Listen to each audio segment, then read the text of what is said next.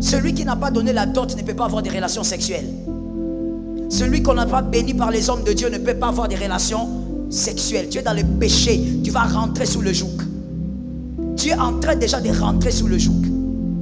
Tu n'as pas le droit d'embrasser, tu n'as pas le droit de caresser une femme, tu n'as pas le droit de toucher la nuque d'une femme, tu n'as pas le droit de toucher quoi que ce soit. Je dis, tu es dans le... Donne-moi, dis-moi tu es dans le péché. Dis-moi tu es dans le péché. Oh mon Dieu, même si tu viens de pécher, il faut le dire. Que Dieu te délivre. Mais il y a des gens comme ça ici. Ils sont venus à l'église, mais avant de venir à l'église, tu as d'abord tripoté la poitrine de la fille là. Et tu viens, tu lèves la main. Tu lèves la main chez qui? Chez quel Dieu tu lèves les mains? Il faut savoir, Jésus n'aime pas les sales salades, les sales mélanges. Tu es célibataire, tu n'as pas le droit, mademoiselle, de commencer à envoyer des nudes à minuit. En plus, toi, tu es tellement sorcière que tu envoies des nudes à minuit. Qui t'a ensorcelé?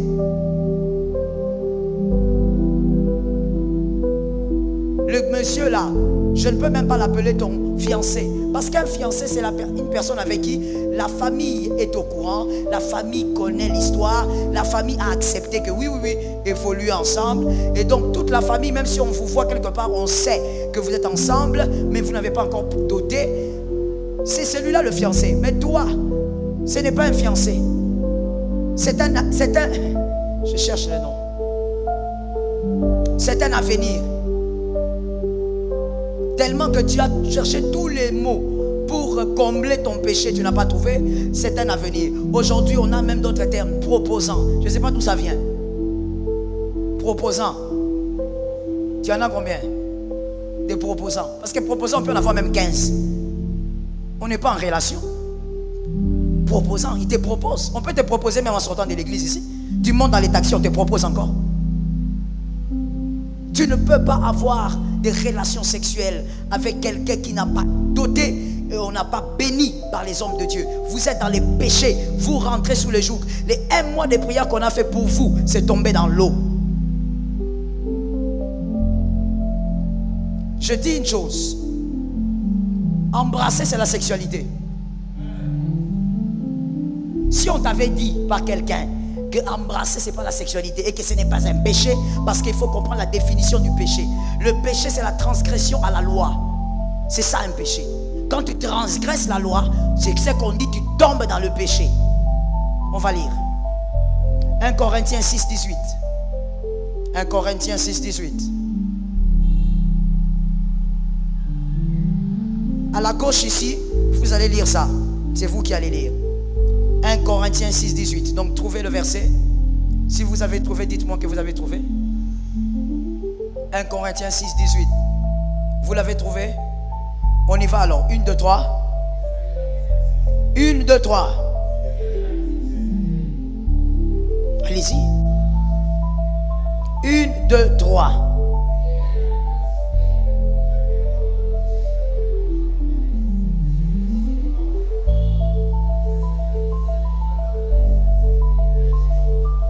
Fouillez l'impudicité. Tout péché qu'un homme peut commettre est à l'extérieur.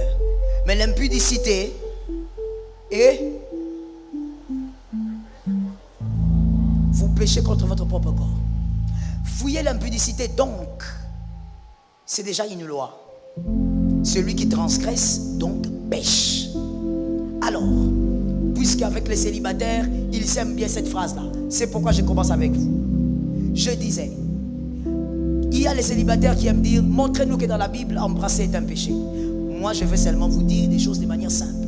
La Bible dit, fouillez l'impudicité. Fouillez. Embrasser, c'est l'impudicité parce que c'est sexuel. Qui n'est pas d'accord? Tu n'es pas d'accord parce que tu n'as pas envie de lever la main ou tu es convaincu?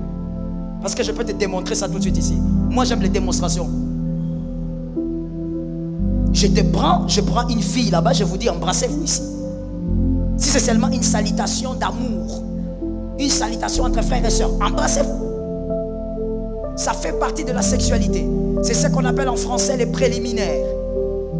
Ça fait partie de la sexualité. Tout celui qui embrasse quelqu'un entre dans l'excitation. Vrai ou faux? Parle comme quelqu'un qui comprend. Et ne fais pas semblant, je sais que tu connais. Toi, tu as même dépassé les niveaux, tu es au-delà. Il ne faut pas me faire semblant ici. Tout celui qui embrasse quelqu'un, en tout cas quelqu'un de normal, d'équilibré, celui qui se met à embrasser un homme, une femme, entre dans l'excitation. Comment tu dis que ce n'est pas la sexualité? J'avais dit que je ne fais pas des mineurs. J'avais demandé que les enfants ne viennent pas. Toutes les femmes qui ont des enfants tout petits, allez là de l'autre côté. Parce que le service d'accueil, j'ai l'impression qu'ils ne savent pas faire le travail. Allez là-bas. S'il vous plaît. Il ne faut jamais se dire que les enfants n'entendent pas. Jamais. Il y a des enfants qui ont été détruits par les esprits il y a 3 ans. Parce qu'ils ont entendu des choses qu'il ne fallait pas entendre à leur âge. Amenez-les là-bas s'il vous plaît. Amenez-les là-bas. Merci. Allez avec eux vers les toilettes. Merci. Tu ne peux pas dire monsieur. Tu ne peux pas te contenter des phrases qui te plaisent. Rentre dans la parole de Dieu. Jeune homme, jeune fille, tu as fait 1 mois dans la présence de Dieu. Voilà pourquoi il était temps qu'on parle de ça à la dernière semaine. Tu as fait autant de temps dans la présence de Dieu. Tu as brisé, tu as envoyé les feux, tu as déraciné. Mais tu vas rentrer. Tu vas rentrer sur le joug.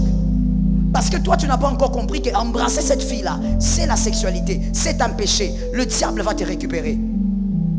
Tu te contentes à dire, il n'y a pas eu pénétration. Il n'y a pas eu pénétration. De quoi tu parles? Quand tu excites, quand tu embrasses une femme, monsieur, je parle au monsieur, donnez des amens. Célibataire, monsieur, donnez des amens.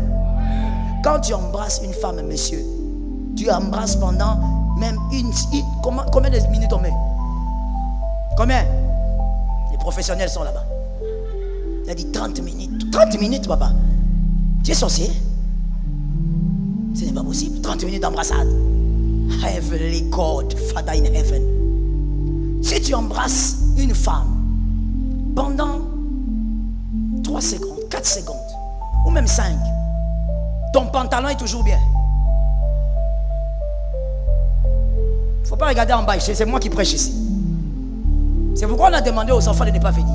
Parlons-en, parce qu'il y a des gens qui ne comprennent pas que lorsque tu pêches, tu banalises le péché sexuel.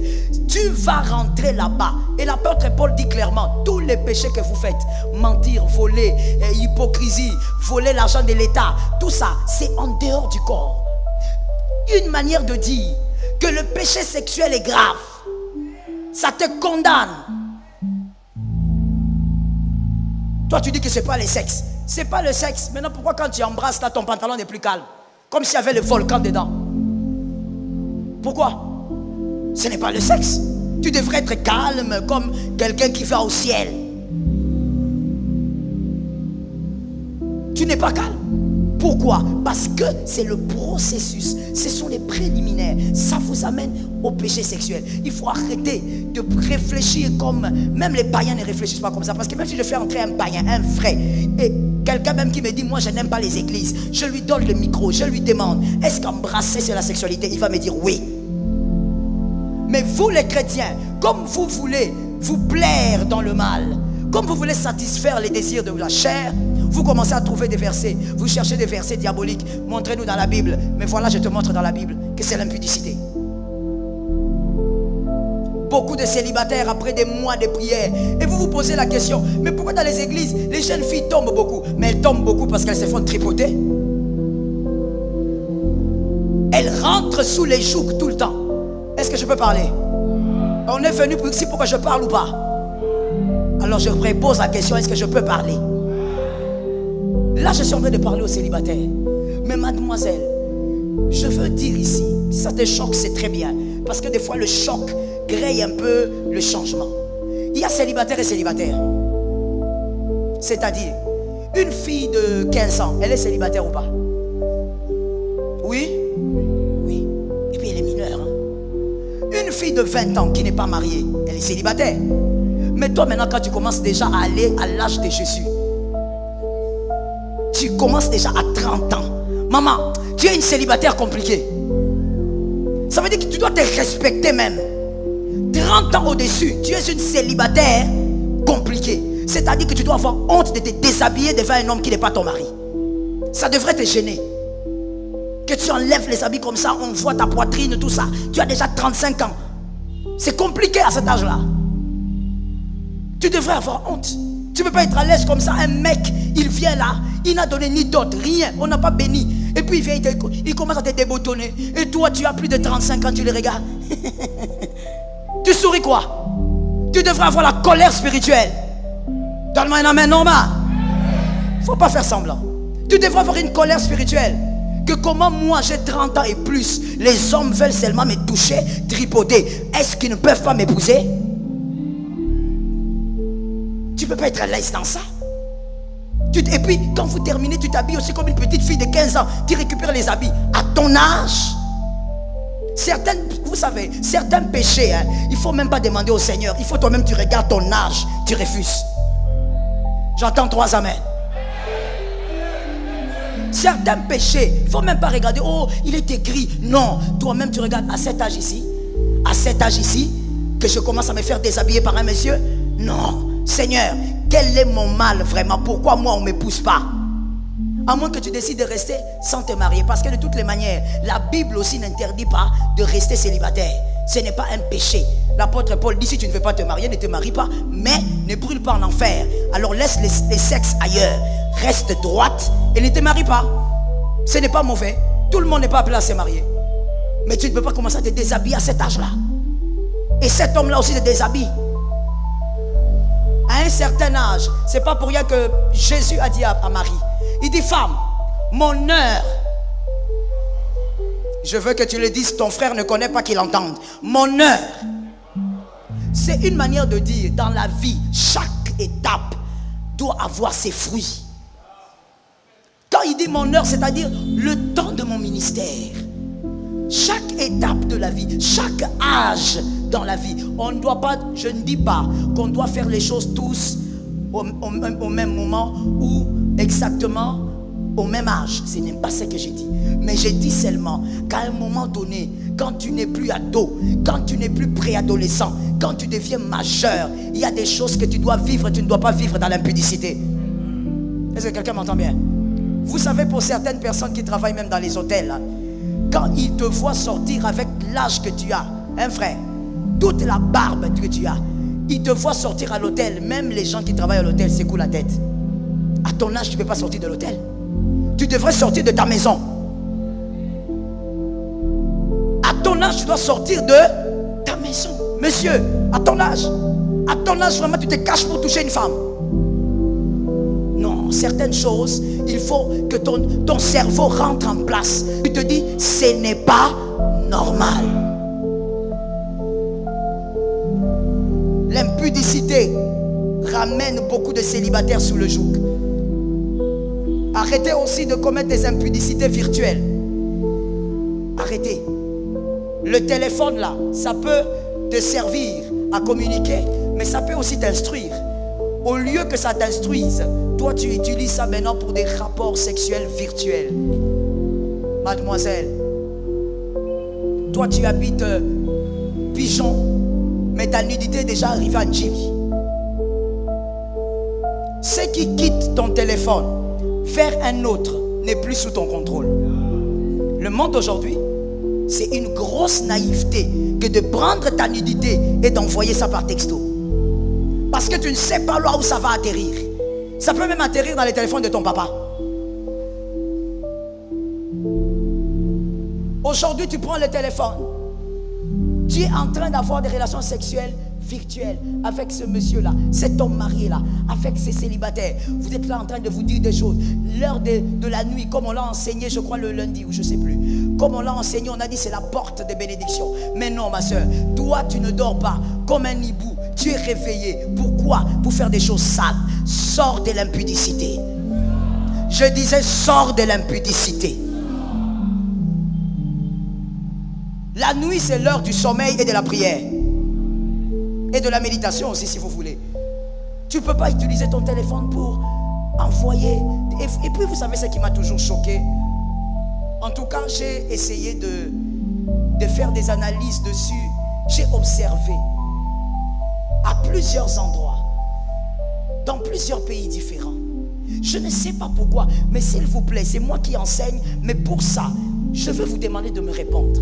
J'ai besoin d'une réponse. Parce que malgré mes analyses, je n'ai pas eu la réponse. Pourquoi est-ce que par rapport aux photos des nudes, pourquoi ce sont les femmes qui en voient plus? C'était une question. Tu vas regarder dans les téléphones d'un homme, plein de photos de nudes de sa soi-disant copine là. Elle a envoyé tout, même les mollets, elle envoie. Comme si on ne connaît pas ses mollets. Elle envoie tout, même les choses les plus horribles. Et puis ça me dépasse. Un pays comme le nôtre, il y a beaucoup de délestage. À certains endroits même, il n'y a pas le courant. Mais elle allume la bougie. Pour qu'on voie bien, que ce soit visible, elle prend le temps d'allumer la bougie. Maintenant, je rentre à ma question. On va regarder dans le téléphone de ce gars. On va voir plein de photos de nudité. Toutes les parties. Comme si on t'a découpé comme le poulet. Maintenant, pourquoi dans ton téléphone, mademoiselle, pourquoi il n'y a pas beaucoup de photos de nudité de ces garçons? Pourquoi les hommes n'envoient pas? Ils envoient. Mais les hommes n'envoient pas les nudes comme les femmes. Pourquoi?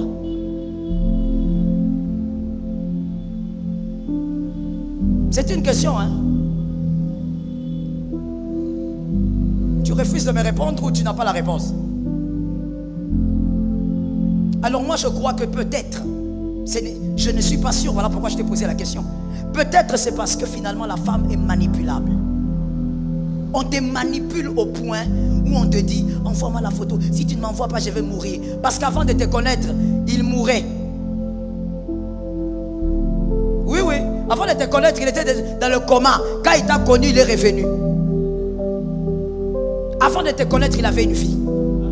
Ce n'est pas avec toi sans toi qu'il va mourir. Mensonge. Jusqu'aujourd'hui, toi, on témoigne avec des choses comme ça. Les phrases à raconter aux filles de 6 ans, 7 ans. Toi, jusqu'aujourd'hui, on te trompe avec des choses comme ça. Non, mais il faut que tu m'envoies ça. Parce que tu ne m'envoies pas. Voilà encore une autre sottise qu'on raconte chez certaines filles. Célibataires. Si tu ne m'envoies pas ça, qu'est-ce que je vais faire? Je vais aller chercher ailleurs. Et toi, tu trembles. Non, s'il te plaît. Tu commences à envoyer des parties là bizarres. Parce qu'il t'a dit qu'il va voir. Mais si tu veux voir ailleurs, tu vois ailleurs. Donne un amen. Donne un amen. Si tu veux aller voir ailleurs, va ailleurs. S'il va aller voir ailleurs parce que toi, tu refuses de faire des choses si sales et rabaissantes, ce n'est pas l'homme que tu dois épouser. Des fois, les femmes célibataires, vous épousez, vous laissez n'importe qui vous manipuler parce que tu ne connais même pas ta valeur. Si tu connaissais ta valeur, tu n'aurais pas permis que certains hommes te déboutonnent. J'attends les amens. J'attends les amens. Ça chauffe, hein? C'est bien. Une prédication doit chauffer. On n'est pas là pour caresser au sens du poil. Tu rentres sous les jougs après un mois de prière. Pourquoi? Parce qu'en sortant d'ici, monsieur, tu prends ton téléphone et tu commences à chatter, en train de demander des choses étranges. Jésus est bon, hein? Parce que nous sommes au temps de la grâce. Sinon, fire. On brûle et ton téléphone et tes doigts. Tu rentres sous le joug. Tu rentres dans le mal. Oh, je suis libre. Oui, tu es libre au nom de Jésus. Mais tu es rentré dans quoi? Que Jésus te donne la victoire. Dis à un frère qui est à tes côtés, sortons du mal, sortons du mal.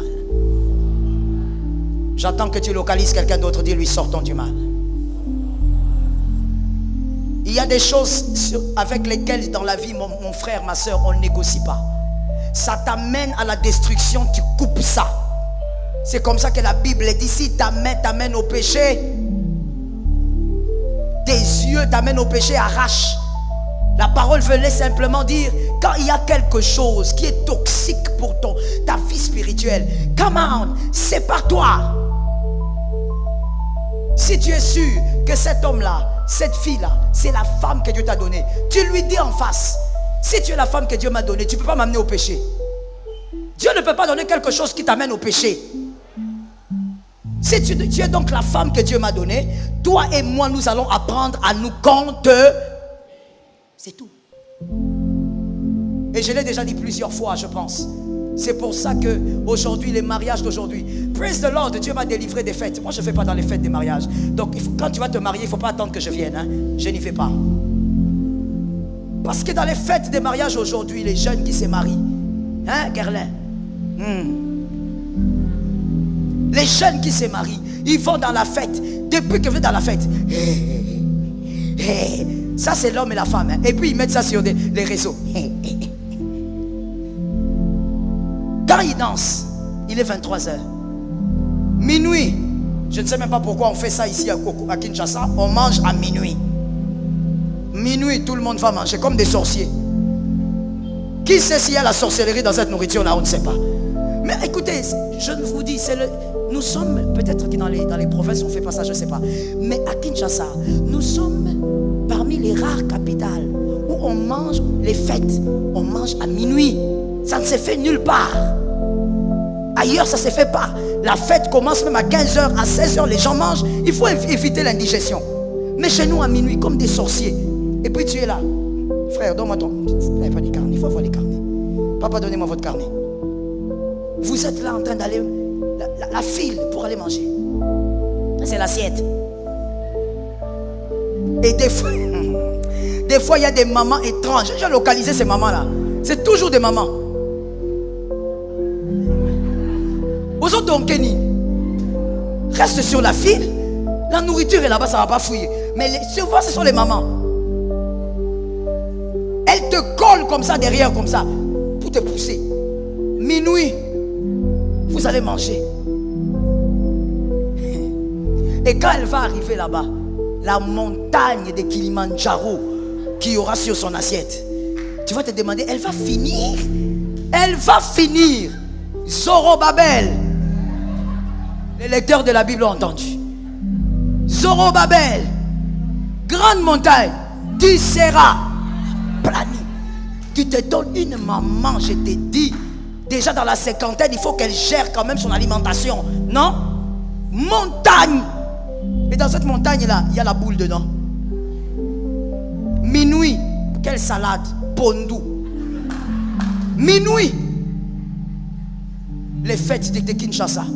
Et tout le monde est à l'aise, hein, en fait, tout le monde est à l'aise. Mais maintenant, je t'ai parlé de ça pour te parler de qui? Mais du couple. À minuit, ils sont les premiers d'aller manger. Ils sont là, ils mangent. Et même quand tu les vois manger, tu as l'impression qu'ils habitent la même maison. Ah oui, ce sont des signes qui ne trompent pas. Je te dis, quand tu regardes, tu es un bon observateur, tu dis, des gens qui ne sont pas habitués de manger ensemble, de faire des choses ensemble, ne mangent pas comme ça. Il faut voir, complice. Après la nourriture, la danse encore recommence. Il commence à danser. Jusqu'à 2h du matin. Monsieur, tu n'es pas pressé, pourquoi?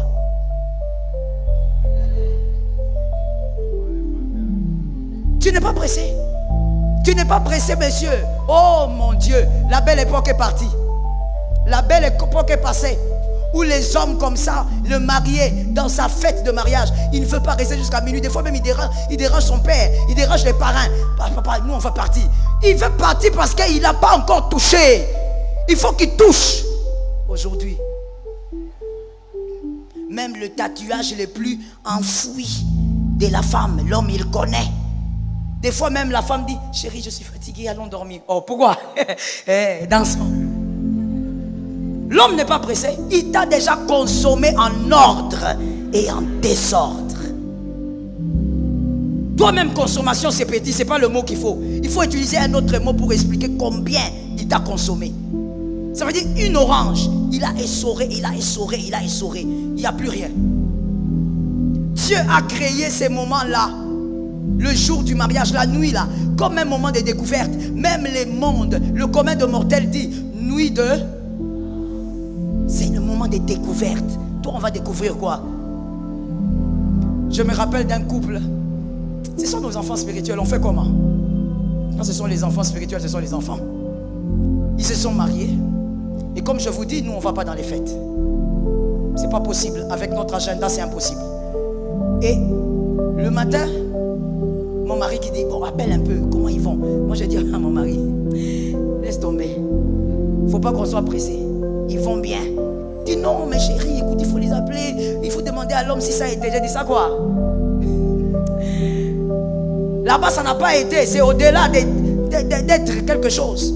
Non, appelons quand même. Je dis ok, appelle. Mon mari appelle. Il appelle la femme. Comment ça va? Mon mari dit, comment ça va ma fille? Tu vas bien? Mon mari fait la voix douce parce qu'il s'est dit, elle a peut-être reçu des chocs. La fille, je viens bien, daddy. Ok, ça s'est bien passé. Bon, papa, on était trop fatigués. La nuit de noces, vous étiez quoi? Menteur, consommeur, mangeur de viande. Un homme qui n'a jamais touché sa fiancée ne peut pas dire on était fatigué. Une femme qui s'est contenue, elle a attendu l'homme qu'elle aime. Elle ne peut pas dire on était fatigué. Même rapide, ils vont faire. Mais regardez comment est-ce que le monde actuel vous a modélé. Vous normalisez le sexe. Et il y a même des gens aujourd'hui qui disent, écoutez, c'est entre adultes consentants. On est adultes, c'est juste un petit moment de plaisir. Je te fais du bien, tu me fais du bien. On n'est pas obligé de se marier. Oui, aujourd'hui les gens commencent à réfléchir comme ça. Tu détruis ta vie.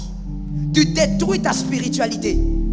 La chose la plus importante pour l'être humain, qu'il soit païen ou chrétien, c'est sa spiritualité. Tu détruis ta spiritualité. Rentre au nom de Jésus. Je dis rentre au nom de Jésus. Dis à un frère, dans la vie il faut se connaître. Oui. Si toi tu sais, monsieur, que tu es un homme très chaud, que toi en tout cas, il faut qu'on te tienne avec des fils, alors évite de te balader avec la fiancée dans des coins noirs. Évite. Tu sais que si tu fais là-bas, je vais tomber. En tout cas, moi, je ne peux pas. Évite. Fouillez l'impudicité. C'est-à-dire évitez ce qui peut vous amener à l'impudicité. Mademoiselle, si toi tu sais que tu es trop faible, ça veut dire que toi, c'est le mot faible qui te caractérise. Alors fais attention avec qui tu restes trop tard. Veille sur ce que tu fais. Veille sur ton comportement. Sois discipliné avec toi-même. L'Éternel fera les restes. Ça tombe sur quelqu'un qui a entendu. Je vais avec les mariés. Le petit 2 donc, les mariés.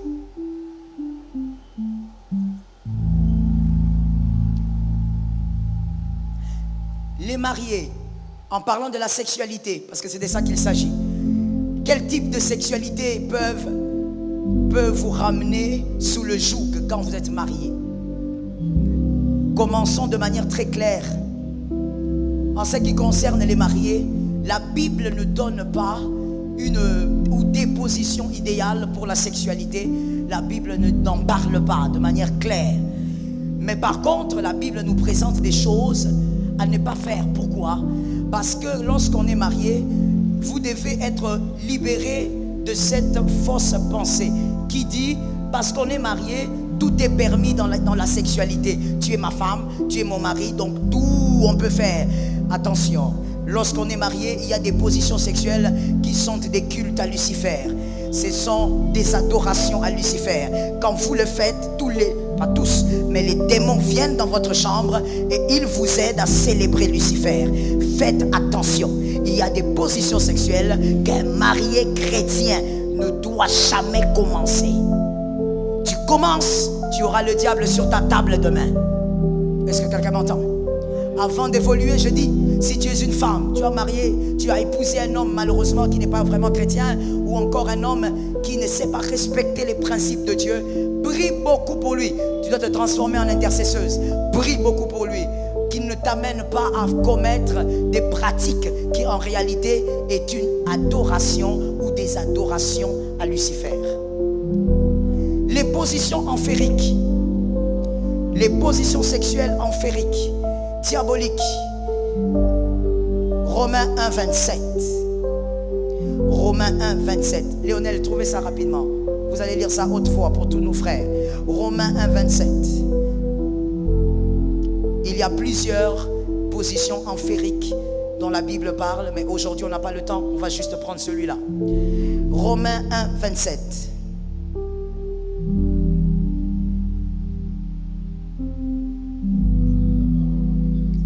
Poussez fort, là derrière, on doit vous écouter. Allez-y.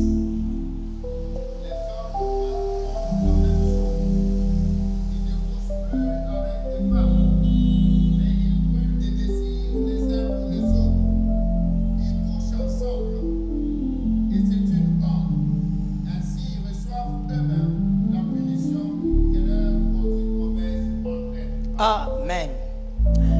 Que quelqu'un d'autre lise avec Louis II. Si vous avez une Bible Louis II, aidez-nous à lire Romains 1, 27. Romains 1, 27. Vérifiez bien que votre version est Louis II. Allez-y. Et de même, les hommes abandonnent l'usage naturel de la femme. Répétez. Et de même, les hommes abandonnent l'usage naturel de la femme. Se sont enflammés dans leurs désirs, les uns pour les autres, commettant homme avec homme des choses infâmes, et recevant en eux-mêmes le salaire qui méritait leur égard. Amen. Quelqu'un m'a donné 3 amen. La Bible dit donc, l'apôtre Paul le dit aussi, qu'il y a l'usage naturel que Dieu a créé, puisque c'est Dieu qui a créé la sexualité. Ok? La sexualité ne vient pas d'Adam lui-même comme ça, non. C'est Dieu qui a créé l'homme, et quand on voit comment il a créé l'homme, on comprend qu'il avait prévu la sexualité. On voit comment il a créé la femme, on comprend qu'il avait prévu la sexualité. Donc, c'est Dieu qui a créé la sexualité, et Dieu dit qu'il y a un usage naturel. C'est l'usage de la femme, c'est-à-dire prendre une femme en tant que mariée évidemment et avoir des relations intimes avec elle. Et ici on parle précisément de la sodomie. Pour vous qui écrivez, écrivez la sodomie. On parle de la sodomie et on dit que la sodomie n'est pas un usage naturel. On parle d'un homme qui prend un homme, la sodomie. Mais maintenant allons-y étape après étape, d'accord? D'accord? Est-ce que vous êtes prêts à avancer avec moi? C'est important, surtout les mariés, il faut m'écouter. On parle de la sodomie. La sodomie est un culte à Lucifer. Pourquoi? Parce que l'homme décide de prendre un autre homme. Et comment il va le prendre? Il va le prendre par derrière. Alors, dans le cadre du mariage, il y a des hommes aussi qui aiment prendre par derrière. Il y a des femmes qui aiment être prises par derrière. On va aller étape par... Ok. On refuse que l'homme prenne un homme parce que d'abord les deux sont des hommes. Ok? J'aimerais que tu répondes pour que je sache que tu me suis. On refuse parce que les deux sont des hommes. Ce sont de la même nature. Ils ont la même nature. Deux choses de la même nature, selon Dieu, ne peuvent pas se mettre ensemble. Alors, deuxièmement, on refuse parce qu'ils se prennent comment? Par derrière. Par derrière, pour les hommes, c'est un appareil qui sert à quoi? Pardon? Mais répétez, répondez, non? À déféquer, aller aux toilettes, à faire grands besoins, n'est-ce pas? L'arrière aussi de la femme sert à quoi? J'ai aimé cette réponse. Le même usage. Lorsqu'un homme marié, très marié même, trop marié, jusqu'à la mairie tu t'es marié, tu prends ta femme par derrière, tu es en train de crier à la gloire de Lucifer. Pourquoi? Parce que Lucifer depuis le début voudrait dire à tout le monde que ce que Dieu a fait est mauvais. Il faut inverser ce que Dieu a fait. Il faut donc prendre par derrière au lieu de prendre sa femme par l'usage naturel. Jusqu'à là on se comprend? Jusqu'à là c'est clair? Parce que tu dois savoir pourquoi la sodomie pour les mariés c'est un problème. Et donc, comme vous l'avez dit, l'arrière de la femme comme de l'homme, les deux ont le même usage. C'est pas différent. Il n'y a pas quelque chose que l'autre fait de plus. C'est le même usage. C'est pour les grands besoins. Voici maintenant quelque chose à écrire. Lucifer combat l'agneau. En combattant l'agneau, il présente le bouc. Lucifer combat l'agneau. Malheureusement, je n'ai pas l'image de l'agneau. En combattant l'agneau, Lucifer ne dit pas seulement que ce n'est pas bien ce que Dieu a fait, mais Lucifer s'est donné aussi une image. comme Jésus, quand il est venu, Jean-Baptiste a dit quoi? Voici l'agneau de Dieu. C'est un agneau. Lucifer lui aussi s'est donné une image, mais il n'est pas allé dire je suis un cheval. Il est allé vers le contraire. Il dit il est le bouc. C'est comme ça qu'on appelle le bouc satanique. Vous connaissez l'image du bouc satanique? Un bouc avec des cornes renversées comme ça. Et donc, partout où l'agneau a établi la loi, Lucifer va imposer sa marque, c'est-à-dire le bouc. Le contraire de ce que Dieu a établi. Est-ce que jusque-là ça passe? Est-ce que jusque-là ça passe? Est-ce que les mariés m'entendent? Troisième vérité sur la sodomie, lorsque un homme prend sa femme par derrière. Et pourquoi Lucifer a voulu inverser les choses? Dans la sémence de l'homme, il y a la vie. D'accord? Dans la sémence de l'homme, lorsque l'homme produit sa sémence, il y a la vie. Et donc, regardez comment Dieu a fait les choses. On écrit: pour Dieu, la sexualité doit produire trois choses. Premièrement, le plaisir. Deuxièmement, la vie. Troisièmement, la pérennisation de la race. La pérennisation de la race. Ces trois choses sont attachées à la sexualité selon Dieu.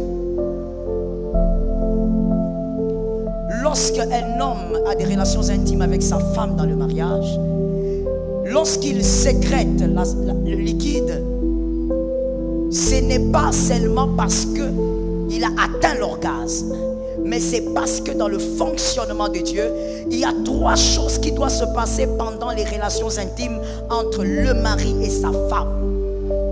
Première chose, deuxième, troisième. Lorsque tu prends ta femme par derrière, je ne veux même pas aller chez les homosexuels parce que vous savez que l'homosexualité est mal. Nous sommes avec les mariés, donc la sodomie dans le mariage. Lorsque tu prends ta femme par l'arrière, dites-moi les choses, les trois choses si elles sont là. Qu'est-ce qui reste? Une seule chose, le plaisir. Où est la vie? Où est la vie? Ce sont les majeurs qui m'entendent? Ce sont les majeurs? Est-ce qu'une femme peut être fécondée par l'arrière? Mais où est la vie alors?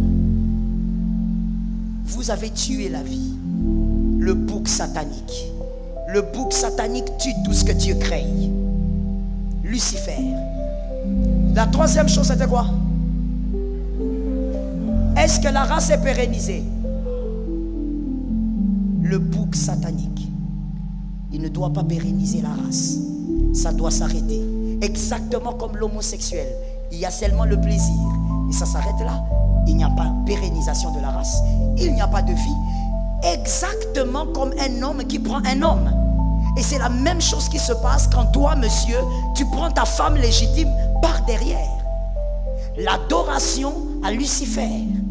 Les démons viennent visiter votre chambre alors que votre chambre est une chambre de gloire parce que vous êtes mariés. Les moments intimes pour les enfants de Dieu, les anges viennent vous visiter. Les anges viennent vous bénir. Ainsi vous mettez au monde des enfants extraordinaires. Parce que vous avez même la visitation divine. Mais toi, tu es légalement marié. Quel malheur. Ça veut dire que le diable n'a même pas le droit de venir, mais tu l'invites. Et tu dis quoi? C'est ma femme. Moi je me sens bien seulement comme ça. Mon frère, tu es possédé, il faut que Dieu te délivre. J'ai aimé cet amen. Ma soeur, pire encore pour toi qui es femme. Toi tu aimes seulement de cette manière-là. Ton plaisir c'est seulement comme ça. C'est quoi ton problème, madame? Tu as raté d'être un homme? Tu voulais être homosexuel? Comment toi tu peux avoir du plaisir dans ce genre de cette forme de sexualité? Dieu a créé l'usage naturel. La sodomie fait partie des positions sexuelles qui attirent Lucifer. Et vous commencez un culte, vous commencez à l'adorer sans le savoir. Et après ça, vous allez vous plaindre. Pourquoi telle chose ne marche plus? Pourquoi on ne touche plus l'argent? Pourquoi il y a ceci? Pourquoi dans mon foyer, mon mari est devenu colérique? Pourquoi on ne s'entend plus bien? Maman, on ne s'entend plus, ça ne va plus. Lucifer était entré chez toi, c'est toi qui l'as invité. Il faut assumer ce que tu as commencé. Que Jésus donne la victoire. Je finis en donnant ce verset, Genèse 3.1. Dans ce verset, Genèse 3.1, nous voyons comment est-ce que le serpent s'approche de Ève.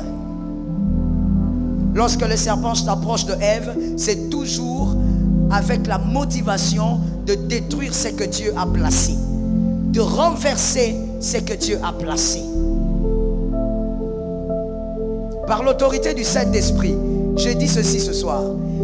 Si monsieur, marié ou célibataire, vous avez eu à pratiquer ça, que ce soit avec un homme, que ce soit avec une femme, que ce soit avec votre ex, vous allez prier vous-même, personne ne priera pour vous. Vous avez reçu le Saint-Esprit, vous allez prier. Vous allez bouter dehors l'esprit, la puissance qui s'est accaparé de vous depuis ce jour-là.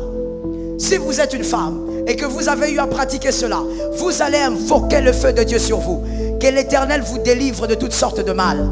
Si vous êtes célibataire, vous n'arrivez pas à vivre sans l'impudicité. Ce sont des chaînes aussi. Que l'Éternel vous donne la victoire, que vous sortez de là. Est-ce que quelqu'un m'entend?